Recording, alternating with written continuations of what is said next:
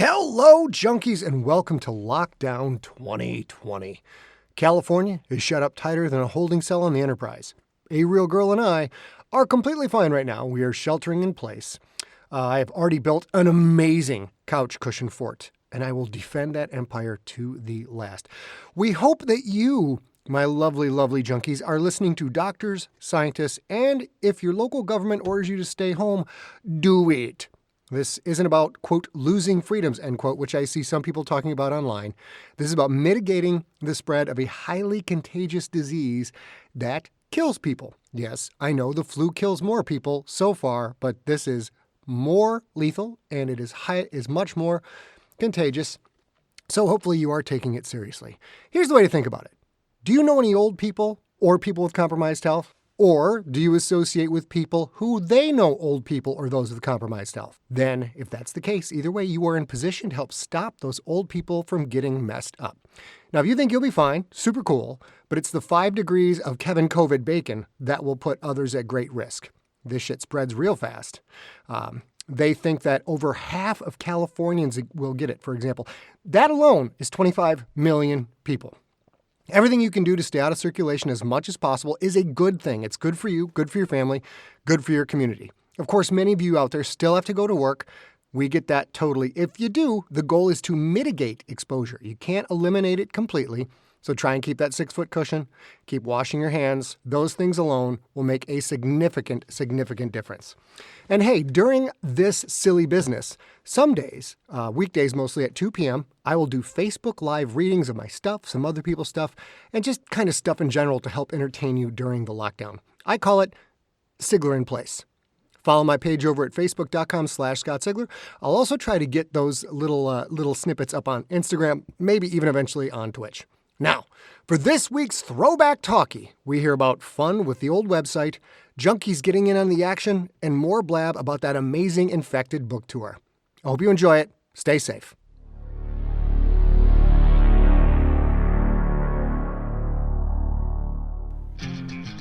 Welcome to the podcast novel Nocturnal, episode number 8.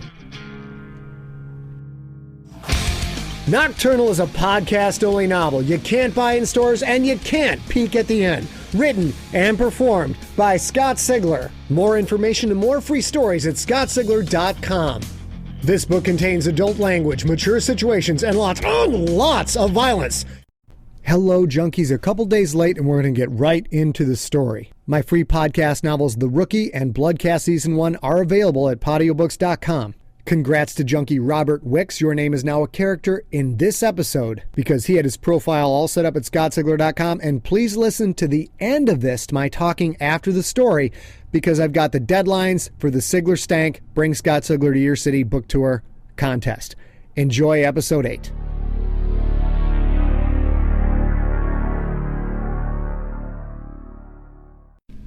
Hello, my fellow junkies. My name is Jesse. I'm the writer of the short story parody, Infection of Delusional Paranoia. It was a story that was played in the Bloodcast at the end of a call-in episode, so probably 10 people listened to it. So you're probably thinking the same thing I am. Why the fuck am I doing a story so far for Scott Sigler? I'm not really sure. But anyways, let's get into it. Mafia kingpin wannabe Frank Lanza had Tong leader Tony Yi removed. No one really knows what Lanza's plan is, or how he's making his move, but key crime leaders from many different syndicates have been disappearing, leaving only blood, shell casings, and urine left by unknown assailants. San Francisco medical examiner Robyn Hudson's genetic analysis on the murder of Alex Panos turned up a bizarre Z chromosome. She's called in geneticist Stone Mason for help, and together they try to analyze what this mutation could mean. Galileo principal Kyle Solar was brutally murdered outside his San Francisco apartment. Someone punched a hole right into Solar's heart and left him on the sidewalk to die. He is the third victim from Galileo so far, including Alex Panos and Paul Fisher. Solar's murder was witnessed by Marco Gastineau. Gastineau had been kicked in the testicles and taken to the emergency room. He walked out of the hospital at 3 a.m. San Francisco homicide detectives Pookie Chang and Brian Closser need to talk with Gastineau to find out what he saw or find out if he was directly involved. Now, my fellow junkies, pull that tourniquet tight around your arm, find the biggest vein you can, and get ready to feel the rush that is Nocturnal.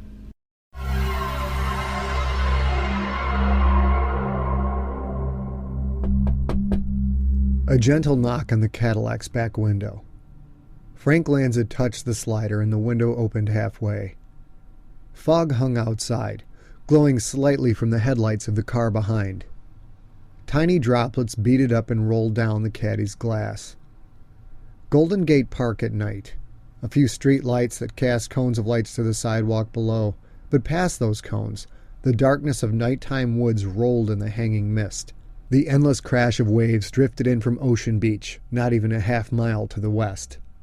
Tony Four Balls Gillum stood outside, half bent over to look in the caddy's window.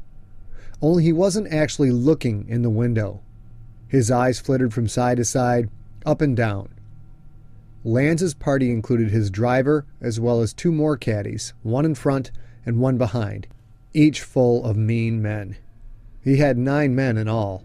They were all out there, looking around, and yet Tony was still nervous. And Frank Lanza couldn't hold that against him. "How's it look, Tony?" "Seems okay, Mr. Lanza," Tony said. He still had yet to look Frank in the eye. "Tony, look at me." Tony's eyes snapped to attention. "Have you seen something?" Tony shrugged. "No, sir, Mr. Lanza. It's just, well, you know these guys. They make me a little nervous." Frank nodded. "That I understand, but that's the price of doing business. Is Tricky Dick here?" Tony nodded. "Yeah, and the big one's with him too." "Firstborn?" Tony's eyes started flittering from side to side again. "I think it's him." "How tall?" "Gotta be 6'10" from what I can see." "Yeah, that's him. How many more?" Tony shrugged. "I wish you could say, Mr. Lanza. Truth be told, we never know how many of them there are. We just don't see them." "Don't worry about it, Tony. We have an arrangement. Let's get this done. It's fucking freezing out here." Tony backed away a step and opened the door, allowing Frank to step out of the Cadillac. The night sky glowed a suffused, dim blue, outlining the black shape of the huge Dutch windmill that rose 75 feet into the air. The place was great for daytime picnics with the kids and tended to shock tourists that made it this far west of the draws that were Fisherman's Wharf and Chinatown. But at night, it was just plain fucking creepy. Marie's children seemed to like creepy places. Open places, where they could hide in the shadows. They loved the fucking shadows, man. He'd never even seen Firstborn's face. Just Tricky Dick and Marco Machete. The price of doing business. That's what he'd said to Tony, and it was the truth. The Lanzas had a big history in San Francisco. First in the 30s with his grandfather, then his father's massive run from the 60s to bump right up against the 90s. In the brutal world of La Cosa Nostra, both his grandfather and father had gone out on top, dying of natural causes. Frank had been too young to take over when his dad passed. The guy that did take the reins, Jerry Ferry, he'd run the damn thing right into the ground. The first thing Ferry did was ship Frank off to New Jersey. He couldn't have the old man's kid around. He couldn't be looking over his shoulder every 5 minutes. But Jerry fucked up the party for everyone. A couple of public hits drew attention. So did Jerry's penchant for expensive cars, fancy restaurants, and stupid broads with giant fake tits. Ferry didn't see the changing times. He drew attention to himself and to La Cosa Nostra, in a town where things were best done in silence. Jerry went down hard, arrested in connection with the 2 murders, also for tax evasion, also for the key of heroin they found in his Russian Hill mansion. 15 arrests total, gutted the San Francisco LCN. Jerry died in prison, the small problem of a big shiv through the nose and into the brain. Frank wanted to take over then, but still the Jersey boss said he was too young. They brought in Paul Broccolo from L.A. after that to try and clean things up. Broccolo had been a good guy, but the damage had been done. The Mexicans, the Chinese, the Russians, the gangbangers, everyone knew the LCN was weak in the Bay Area, and they converged like a fucking pack of hyenas. Broccolo got whacked over in Oakland. That also wound up splashed all over television, and that was enough for the bosses. San Francisco was out. Too much competition, too much attention. People could have a take at it if they wanted to, if they self-funded, if they had no real connection, nothing that could filter back to the East Coast or down to L.A. A few guys tried their hand. They all wound up dead. 20 years. For 20 years, Frank Lanza's birthright sat fallow. 6 months ago, he'd convinced the New Jersey LCN he was the guy to take back the Bay. His father had done it. His grandfather. They couldn't deny him any longer. They'd backed his play, and now was his chance to put his family name right back on the map. Whoever he had to hurt, bribe, kill to do it, and whoever he had to work with, he was going to get the job done. And now it was getting done. Because Frank Lanza had a secret passed from grandfather to father and father to son. Ferry didn't have that secret, neither did Broccolo.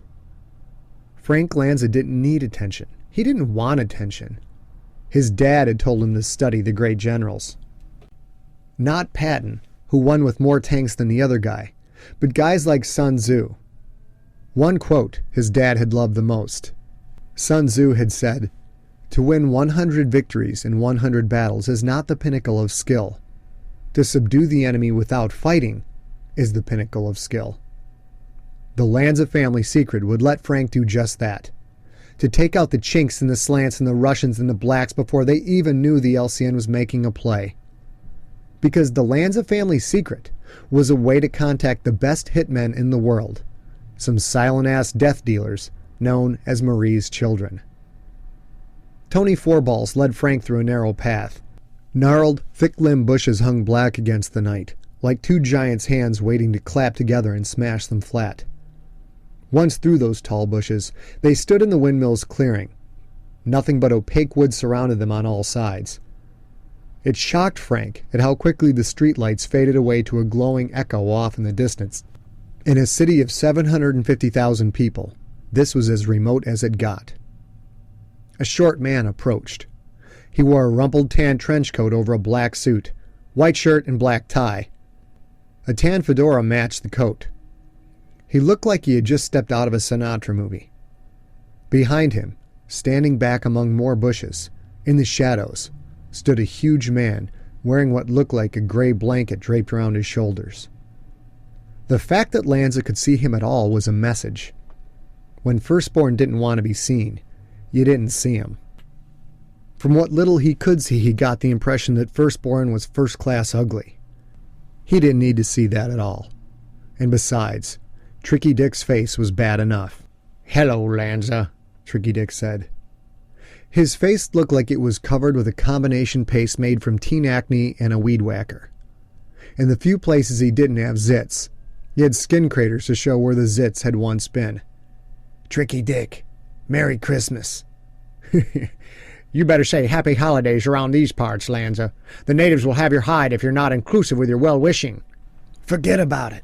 Where I come from, it's about Christmas. Fuck your Hanukkah, fuck your Kwanzaa, fuck your Chinese New Year, and fuck whatever those fucking Arabs have." "Well, what about Festivus?" "Fuck Seinfeld, too." "So is Firstborn gonna join us?"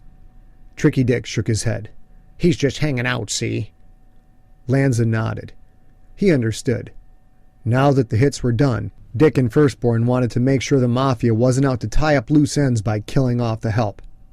"So we finished the jobs, all 5. "What about Yi?" Dick shrugged. "What about him? You said to put him on ice and wait." "His family. What about his family?" "Kid first, then the wife, just like you asked." "Good. Now it's his turn." Dick nodded. "We'll take care of it tonight. I have to say, it's nice to work with your family again. You don't beat around the bush. You make decisions. You remind me of your grandfather." "You mean my father?" Dick shook his head. "No, I mean your grandfather." How the hell could you know my grandfather? He died in 37. Dick shrugged. So maybe I was a kid then, and maybe I'm older than I look, see? But enough bullshitting about old times. We kept our end of the bargain. How about yours? Forget about it. Everything you asked for is in a truck on Pier 23. You take the truck, empty it, park it at Pier 33. Every Sunday, we leave a loaded truck on Pier 23. And your men sit in the truck, hand over the keys only when we show up. No leaving the keys in the ignition or shit like that, right? Who's gonna show? Could be me. Could be Marco. Could be someone you don't even know yet. You get me? Lanza nodded. So what now? You got some more Jakes on the hit parade? This is just the first round. Gotta see who steps up to take the place of the 5 you already visited. Lanza had another favorite quote from Sun Tzu, which had shaped his strategy over the years. Thus, it is that in war, the victorious strategist only seeks battle after the victory has been won, whereas he who is destined to defeat first fights and afterwards looks for victory. Taking out those 5 key players like he had would force the hand of several organizations. All Lanza had to do now was sit back and watch. The organizations that came out on top would have the strongest leadership, and those would be his next targets. As long as you guys make sure the bodies stay vanished, I assume you're always ready for more work? Lanza, we're always ready to take certain citizens off your hands.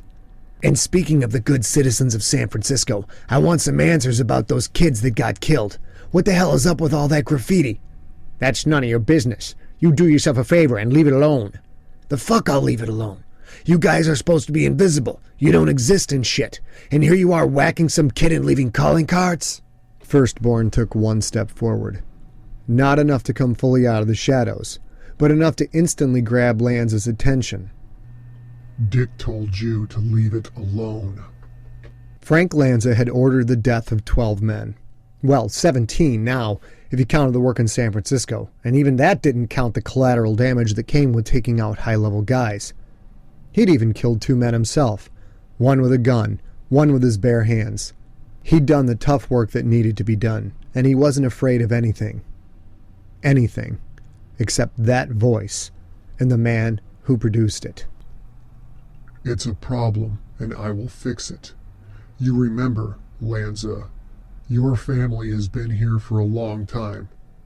Ours has been here much longer. When you're gone, we'll still be here. Listen, this is business, and I Don't interrupt me again. Frank stopped talking. If any other man spoke to him that way, he'd deal with them. But Firstborn wasn't just any man. We made your enemies vanish without a trace. We can do the same thing to you. We know where you live. Frank Lanza opened his mouth to speak, then stopped, wondering if Firstborn was finished, 'cause he sure as fuck didn't want to interrupt him again. That's it. We're done here, Lanza. Tricky Dick turned and walked away. Frank's eyes shot back to where Firstborn had been standing only 2 seconds before, but now there was nothing but shadow. Tricky Dick walked into those same shadows like water noiselessly sliding down a drain. There invisible 1 second, the next, gone. They knew where he lived. Of course they did. This was their city. Dancing with Marie's children, Frank knew, was like dancing with the devil. But that was the price of doing business.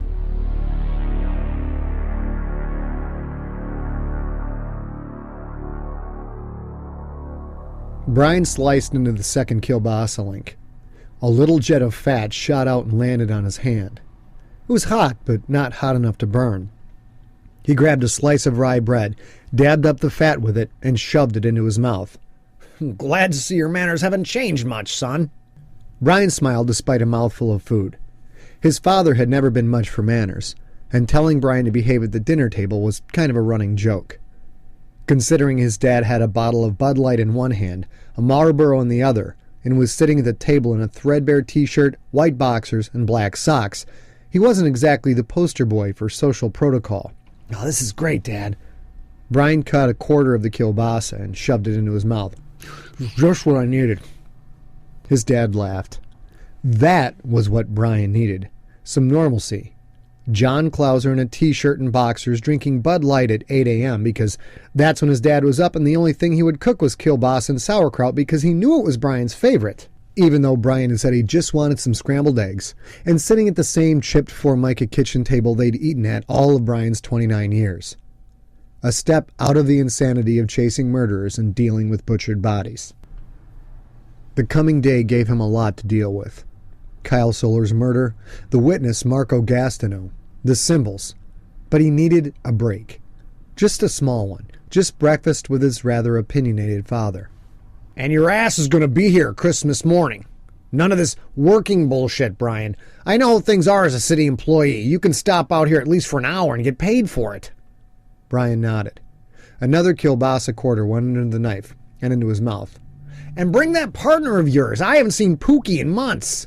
Sure thing, Dad, Bryan said, and took a big drink of coffee to wash down the food. And as long as we're on the subject of people I haven't seen, Bryan, why don't you bring in Robyn out here? Dad, we're broken up. John Clauser waved the Marlboro-holding hand in front of him as if his son had just cut a nasty fart. Son, I gotta tell you, I love you to death, but you're not gonna do better than that girl. Gee, thanks for the compliment. You're welcome. Besides, I told you repeatedly that she broke up with me. So? Your mother broke up with me 3 times before we got engaged. I just ignored her and kept coming over. And how could she possibly resist the physical specimen I see before me? Exactly! John gestured with the cigarette in place of a pointing finger. That's the attitude, son. Just remember, women are retards. They have no idea what they want when Madison Avenue spins their little heads all in a circle.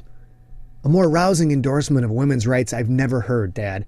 What can I say? John stubbed out the cigarette in an overfull ashtray. You can listen to Dr. Phil or those stupid broads that tell women to be strong and be independent and all that crap, or you can listen to a man who's been happily married for 30 years. 16, Dad. Mom's been gone 14 years now. John waved away another imaginary fart. Oh, fuck that, son. I'm still married right here. He pointed to his heart. She loved me like nobody's business. I know you don't like religion, but when I kick off and leave all this splendor behind, I know I'll be with her. And someday you will too. She loved you so much. Yeah, I miss her. That Robyn girl reminds me of your mother. She's got that spark. One of those broads that laughs hard before she stops to think about if she should laugh or not, you know? Yeah, I know. Dad, let it go. It's over. John's smile faded away. He leaned across the table. For just a second, Bryan had a flashback to the looks his dad gave him back in the day, when he came home from yet another fistfight at school. You're not hearing me, son. Whatever reason she had for breaking up with you, forget it. Forget your pride. You only have so many days to spend with a woman like that, and no matter how many you get, it's not enough. Then it's gone, and it's gone for good until you go to the next realm. So you're going to promise me, right now, that you'll start up with her again. Oh, come on, Dad. John slapped the table and Bryan jumped. Don't dad me, boy. Your life is too focused on work. What horrible work it is. You need something else in your life before this crap eats you up. You promise me, now. The look on his father's face made it clear they'd talk about this and nothing else until Bryan conceded. All right, old man, you win. I'll talk to her again. John Clauser's face relaxed and he nodded. Fine. Now that I've won that battle for your own good, you want to tell me what's going on at work? Bryan thought about it for a few seconds, then shook his head. I really don't, Dad. The stuff I'm seeing now, it's... His voice trailed off. Why could he tell Pookie about the dreams, but not his own father? Because his father was a plumber, and didn't deal with death on a daily basis. That's why. His father was happy in that oblivious way non-cops can be. Anyway, Dad, it's pretty bad. I gotta go to the Western Addition and deal with some more of this shit in about 30 minutes.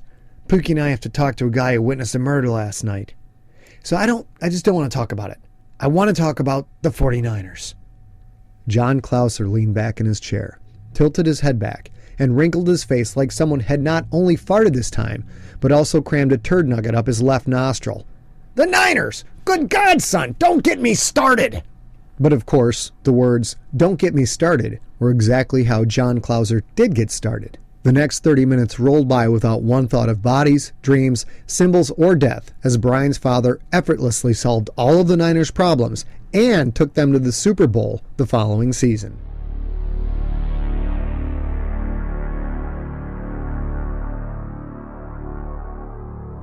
Dr. Stone Mason, yes, that's his real name, stared at the screen. Robyn had read fiction books where people were described as staring with their jaw wide open, and she always thought it a trite piece of narration, usually accompanied by, he shut his mouth with a clack of teeth. This was usually written by self-important authors who made sure to list their middle initial or name on book covers and describe their offices as a sanctum sanctorum instead of, well, calling it an office. But in real life, it seemed, people did stare with their jaws wide open. Stone Mason looked like he might drool on the floor at any moment. "You were wrong," he said. He had to shut his mouth to make those words, but he did so without clacking his teeth.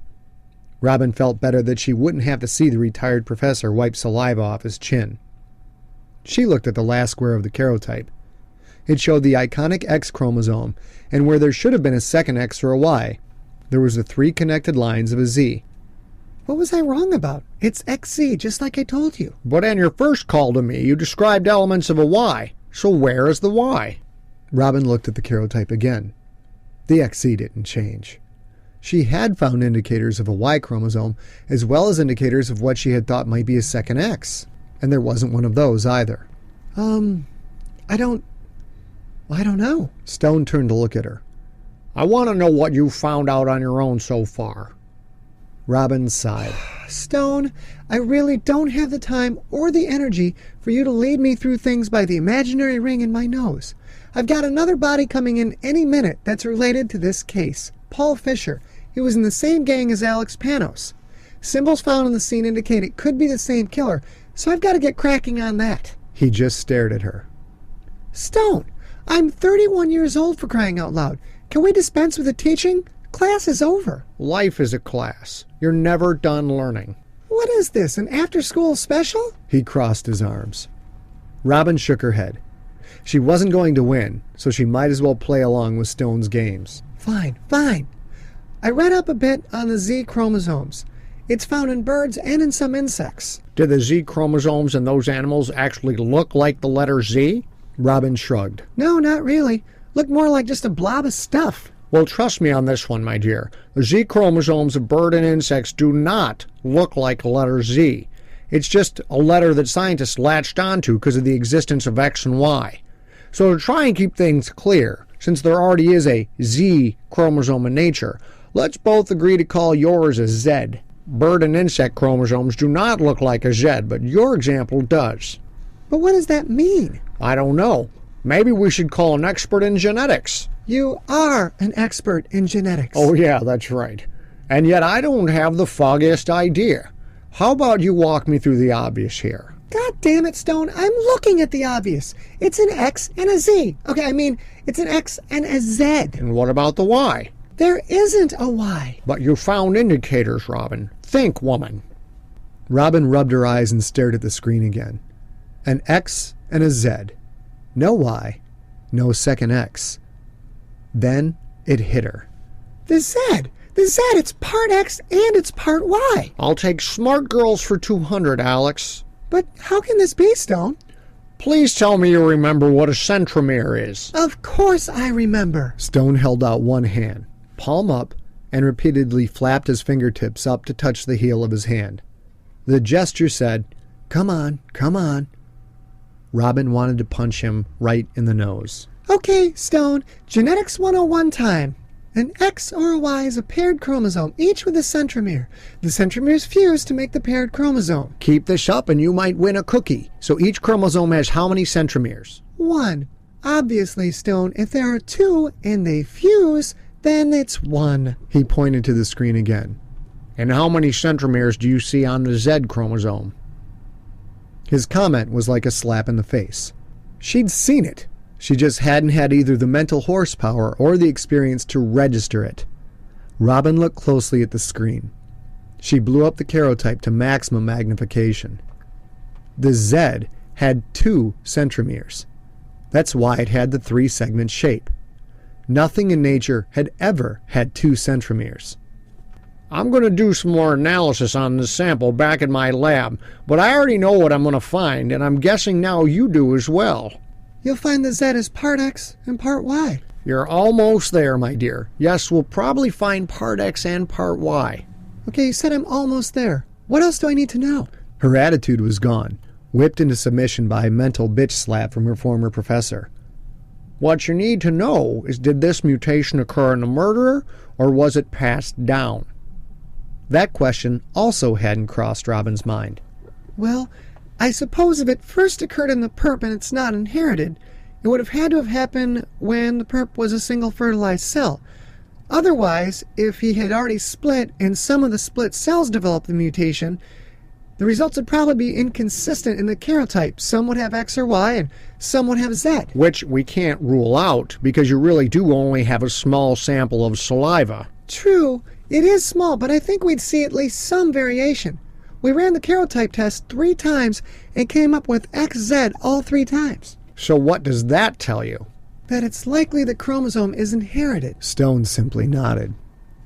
Inherited, and we don't know if it's from the mother or the father. If we had ZY, we'd know it was from the mother, because only the father can give the Y chromosome. But since it's ZX, the X could have come from the mother or the father, which means the Z could have come from either one as well. Very good. But that doesn't bring us any closer to profiling the killer. Since we haven't heard of Z before, we can assume the mother or father were never genetically analyzed, which doesn't get us very far, because that sums up about 99% of the American population. But wait, don't order yet, there's more. You've got more than the DNA, my dear. What about the forensic dentistry report? What about it? Or read the summary to me, please. She turned to a desk and sorted through various manila folders. The manila folders made her think of Pookie, and thinking of Pookie made her think of Bryan. God damn it, girl. Stop thinking about that man. She pulled out the forensic dentistry report that had been done on the tooth scratches found on Alex Panos' skeleton. It says, primary scoring appears to be from large incisors spaced 3.5 inches apart. Average male spacing is 1 to 2 inches. So we're looking for a perp with a really wide mouth. And a big body. Very strong. You'd have to be strong to rip the arm out like that and do all that other damage as well. So the killer has definitive physical characteristics based on the evidence at hand, both actual evidence and implied evidence. Robyn nodded. Sure, of course. That's going into the preliminary description profile I'll put out shortly for homicide. Robyn. You're still missing the obvious.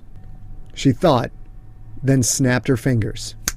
You think these physical characteristics are tied directly to the Z chromosome? Stone spread his hands, as if to say, there you go. It was a small connection, unverified, and it didn't really help her much. It wouldn't change the physical profile she'd submit to homicide. Still, abnormally large mouth, heavy musculature. There could be other unusual characteristics coded by the Z chromosome. She'd just have to keep an eye out for any reports that indicated unique physical traits, and hope that the report came from something besides yet another murder.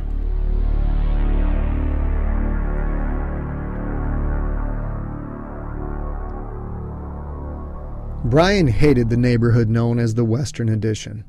In an otherwise beautiful city, the Western Addition was like a pus-filled boil on a supermodel's ass.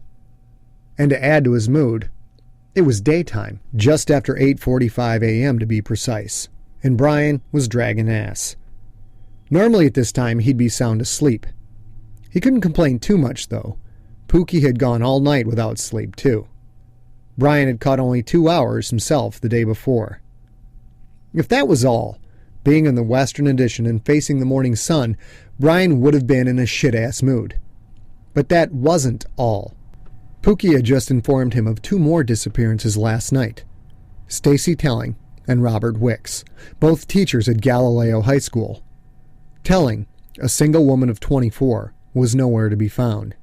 Wicks, a husband and father of 2, was also missing, as was his wife and his daughter. His oldest child, Chris, a 13-year-old son, was found dead in the house, blunt trauma to the head. Police had found the symbol of protection at Wicks' house, drawn in the blood of one of the missing people, either Wicks, his wife, or his 5-year-old daughter. That brought the total to 4 murders in 3 days. Alex Panos, Paul Fisher, Kyle Solar, and Chris Wicks. And on top of that, there were 6 people missing. Boyko members Jay Parlar and Isaac Moses, Stacy Telling, and the 3 members of the Wicks family. The police had managed to keep a tight lid on the strange symbol, which was at the scene of all the murders and every missing person save for Telling. Telling's absence wouldn't show up in the news until the next day, but the murder of Chris Wicks and the disappearance of his family was already on the front page, as was the murder of Kyle Solar. The media had already made the Galileo High connection with Solar, Wicks, Panos, and Fisher. They didn't know that Parlar and Moses were missing, because the boys had only been gone just over 24 hours, but the media would know soon enough. And through all of this, Bryan and Pookie's only 2 witnesses were Tiffany, I See Monsters Hine, and Marco, My Balls Hurt Gastineau. Tiffany had said her piece. Now it was Marco's turn. Maybe something would come of it this time. They had nothing, and Chief Zoe was mightily pissed.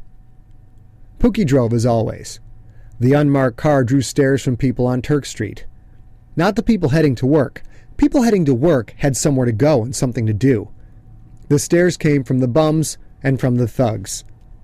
The thugs stood around, sat on porch steps, ambled aimlessly from one spot to the next. While true organized crime in San Francisco came from many places, mainly Chinatown, Hunters Point, the Russian enclaves, and the financial district, much of the day-to-day pedestrian drug trade and murders happened right here in the Western Addition.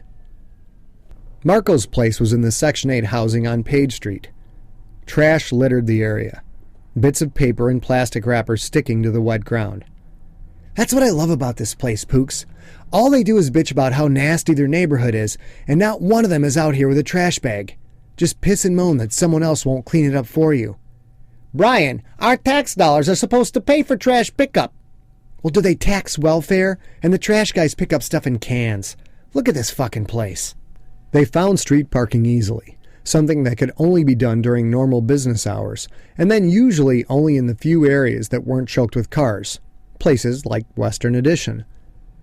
Marco's apartment was at the southwest corner of Page and Webster, ground floor apartment. They were there to take him back to the station for a witness testimonial. He was the only witness. Solar's neighbors hadn't seen or heard anything other than the sirens. You think this guy had something to do with Solar's murder? Pookie asked as he knocked on Marco's door. Bryan nodded. Yeah, I do. Why? Bryan thought about that strange feeling he'd had in his chest when he was near Marco Gastineau. A feeling Bryan had never felt before. It meant something, along with his dreams and all these murders, but he couldn't put it together. He wasn't ready to tell Pookie just yet, so he shrugged. Just call it a hunch. Pookie knocked again, harder this time. Did you dream about this Gastineau guy? Bryan shook his head. No, nothing like that, man. It's just a hunch. Bryan felt that warmth in his chest again, radiating, demanding. 1 second later, the door opened. There stood Marco Gastineau. Thick beard puffing out from his slightly overweight face, a cat baseball hat pushing down on his explosively wiry hair, dirty wife-beater tank top not quite covering up his beer gut. Marco didn't say a word. He just stared at Bryan. Good morning, Mr. Gastineau. I'm Officer Pookie Chang of the San Francisco Police Department. We need you to come downtown with us so we can get your witness testimony for the murder of Kyle Solar. Marco didn't turn from Bryan. They locked eyes. The warmth swam in Bryan's chest. Mr. Gastineau? Marco blinked quickly 3 times, then shook his head once, like a dog shaking off water. He turned to Pookie, seeming to see him for the first time. I'm not going anywhere, pig. Pig? I haven't heard that one in a while. Been watching old Adam 12 reruns, have we, Mr. Gastineau? Fuck you, pig. I'm not going. Pookie's smile widened. Well, perhaps we should talk this over, Mr. Gastineau, and we can see what's in your best interest. A staccato hiss, a half-second whisper, then an even shorter crunching noise. Marco Gastineau took a short step back and looked down to see a shaft sticking out of his chest. Drab olive green, 3 feathers sticking out of the top, angled back, streamlined, black feathers with mottled gray spots. Oh, shit, Marco said. Bryan turned and started running in the opposite direction, the shaft sticking out of Marco's chest, pointing his path like a compass. Before he cleared 3 steps, he heard Marco's heavy body hit the ground behind him. There, on top of the building across the street, just a flash of movement. A green hood, a curved something, and only one word rolled through Bryan's brain. Savior.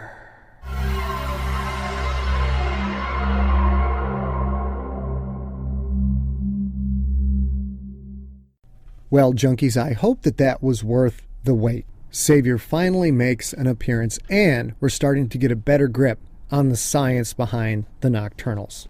We're going to get into some pretty granular stuff, so you might want to brush up on your Genetics 101. Or you can just listen to the story, and I will lead you by the nose through the tale. But if you want to get ahead of the game, you might actually be able to figure out what's going on if you do brush up on some of this stuff, because I'll be dropping clues as we go. A couple of things to talk about. Number 1, the Send Scott Sigler to Your City, the Sigler Stank Contest, is over December 31st at midnight Eastern Standard Time. So if you want to get your votes in for your city, that's how much time you have left. Houston still crushing everybody. DC's coming on strong. DC has passed up Chicago and Iowa City. I don't know if DC's got enough time to pull it off, but we will see. Okay, new stuff happening over at scottsigler.com. If you go to scottsigler.com, you're going to see this episode right up at the top of the blog, depending on when you get it. Below that, you're going to see the beautiful cover for The Rookie that was designed by Jerry Scullion. You see that cover because it's a blog post that says The Rookie is now available at patiobooks.com. What we've done is our engineer Peter Yake went through and edited out all the crap with me talking, got just down to the story files. Then he and Ariak Morningstar helped load that up to the Podshow servers, and Podshow servers serve over to Patiobooks. All you need to know is that at patiobooks.com, you can get the whole story of The Rookie without all the jibber jab. It's up there and it's waiting for you. So go check that out. It's right up there with Bloodcast, Season number 1, Earthcore, and Ancestor. Below the post on scottsigler.com for The Rookie, you will see a PDF of the first episode of Nocturnal. Now, this is a great device for you guys to use if you want to spread the story to people you think who would enjoy my genius. Dare I say it? Dare I speak the word that should not be spoken? Genius. Yes, I dare. If you want to spread the genius, you want to spread the infection of Scott Sigler, this is great for people who don't know podcasting. A, you can email it to them. They can open it up, and on the screen they can click a link and immediately begin playing the first episode while they read it on the screen. B, you can print the sucker out and hand it to them. Either way, the last 2 pages of the PDF have a full description, a 2-page description with pictures that's going to explain to people what a podcast is and how to go get a podcast. In particular, how to get my podcast. Because that's what really matters to me, people, is how to get the Scott Sigler podcast. But I think it turned out super cool. You guys are going to want to go check that out.